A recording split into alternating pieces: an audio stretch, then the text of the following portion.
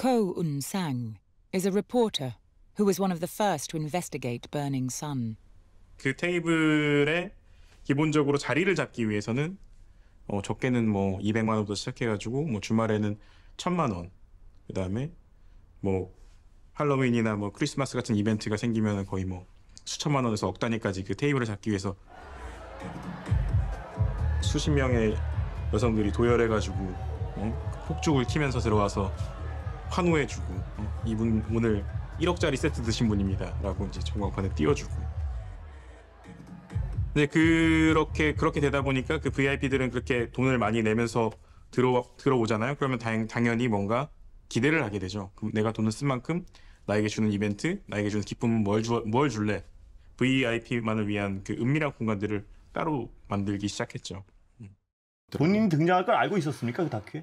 저는 사실은 이 인터뷰를 진행했던 게 2020년 말에 진행했었거든요. 예, 그래서 예. 이제 그때 당시에 사실 스트레이트라는 프로그램에서 2019년도에 이제 그 클럽 VVIP 뭐 비호 세력이라는 제목으로 예. 이제 보도를 했었고 잊고 있었는데 3년 뒤에 이제 그 BBC 측에서 연락이 왔습니다. 자기가 이제 정준영 단톡방이나 승리 씨 문제 그리고 이제 강남 클럽의 그 참상에 대해서 자기들도 재조명하고 싶다. 예. 그래서 2022년 말에 인터뷰를 했고 잊고 있었습니다. 예. 고은상 기자는 뭐 그 버닝썬 사태를 최초로 조사한 기자입니다라고 예. 자막이 나갔더라고요. 근데 예. 최초로는 제가 아니고요. 예. 아까 말씀드린 것처럼 이문현 기자가 했고 그 이문현 기자가 보도한 이후에 이제 MBC로 제보가 쏟아지는데 너무 끔찍한 일들이 많이 눈에 예. 띄는 겁니다. 그래서 이게 정말 그리고 단순히 이제 나중에는 연예인들 이름이 너무 많이 거명되다 예. 보니까 그쪽에 많이 집중이 되는 것 같아서 이게 아니다. 근본적으로 강남 클럽 내에 무슨 일이 구조적인 원인이 있었고 이런 예. 참상들이 발생한 이유가 있었을 것이다라는 것에 천착해서 이제 저는 그거에 맞춰서 취재를 하게 됐고요. 이제 그러다 보니까 좀 다시 충격적인 얘기를 좀 많이 예. 들었습니다. 예를 들면 가령 그 워낙에 그 안에서 마약들이 많이 유통이 되고 네. 여성들을 이제 마약에 취하게 해서 쓰러뜨려서 하는 술 작업, 약 작업들이 많이 진행이 되고 예. 이른바 물뽕이라고 그때 얘기했던 네, 그런 맞습니다. 거죠. 예. 그렇게 하게 되고 이제 2014년도에 클럽 아레나가 이제 강남에 먼저 생겼었거든요. 예. 거기가 이제 먼저 그런 일들이 일어나고 그 이후에 이제 2018년에 클럽 버닝썬이 생기면서 이제 그간의 경쟁이 더 치열해지면서 네. 이른바 VVIP 모시기 경쟁, 스페셜 이벤트 경쟁도 예. 치열하게 되면서 그런 사실 범죄에 가까운 파티들이 많이 일어나게 되고 그러면서 이제 그것들을 그 흔적을 지우기, 네. 마약이나 심지어 혈흔을 지우기 위한 소각팀이 있었다는 다른 그런 제보도 받게 되고 충격적이군요. 예. 그다음에 이제 워낙 VVIP들이 이제 새로운 뭐 그런 색다른 경험을 하게 되려고 해서 이제 미성년자 여성을 따로 모집해서 이제 예. 공급하는 포주 MD가 있었다는 예. 증언들도 있었고 그다음에 그런 사건들이 경찰이 진입을 하지 않고 예. 왜 도대체 클럽에서는 이 수많은 일들이 일어났었는데 지금까지 모르고 있었느냐라고 했을 때 경찰들이 그 클럽을 비하하고 있다, 뭐 정기적으로 돈을 받고 있다 이런 증언들이 그때 쏟아지면서 저도 취재하면서 충격을 많이 받았습니다. 그때 당시에 나온 얘기가 그 경찰청장 뭐 그런 얘기였죠. 그래서 비호 세력이 있다는. 네, 예. 이제 그건 이제 승리 씨하고 정준영 씨 단톡방에서 이제 예. 본인들과 친한 경찰 고위 간부가 있다라고 했었는데 이제 워낙 그분이 세다 보니 예. 경찰 원래는 검찰총장이라고 예. 부르고 이제 경찰은 청장이라고 예. 부르잖아요. 근데 합쳐서 경찰 중에서 가장 경찰청장보다 센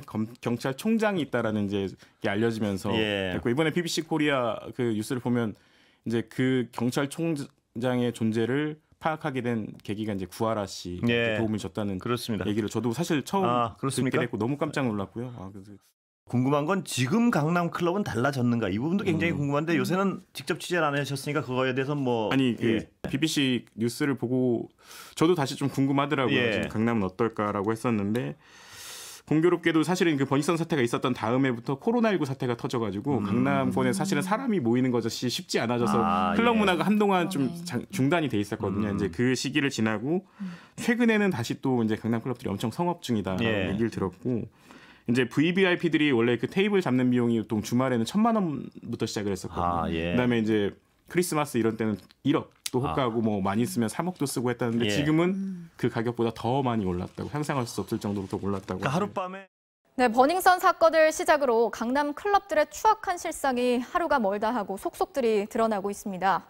이번에는 클럽 VVIP들을 위한 은밀한 공간, 그리고 이곳에서 벌어진 범죄 행각을 감추기 위해서 전문 조직까지 운용했던 정황이 추가로 드러났습니다. 고은상 기자가 단독 취재했습니다. 사람들로 발디딜 틈 없었던 서울 강남 최고의 클럽 아레나. 하룻밤 수천만 원, 심지어 집 한 채 값을 써대는 건 흔한 일이었습니다. 사용료만 1,000만 원이 넘는 VIP용 테이블이 마련돼 있었지만 최우수 고객을 위한 더 특별한 공간은 따로 있었다고 클럽에서 일했던 직원이 털어놨습니다. VVIP들을 모셨던 곳은 최고급 룸으로 꾸며진 클럽 근처 오피스텔이었습니다. 클럽 기준으로 따지면 한 1년 이상 꾸준히 다니는 사람들만 가능하죠. 약간 라운지 바라고 생각하시면 돼요. 긴 소파도 있고.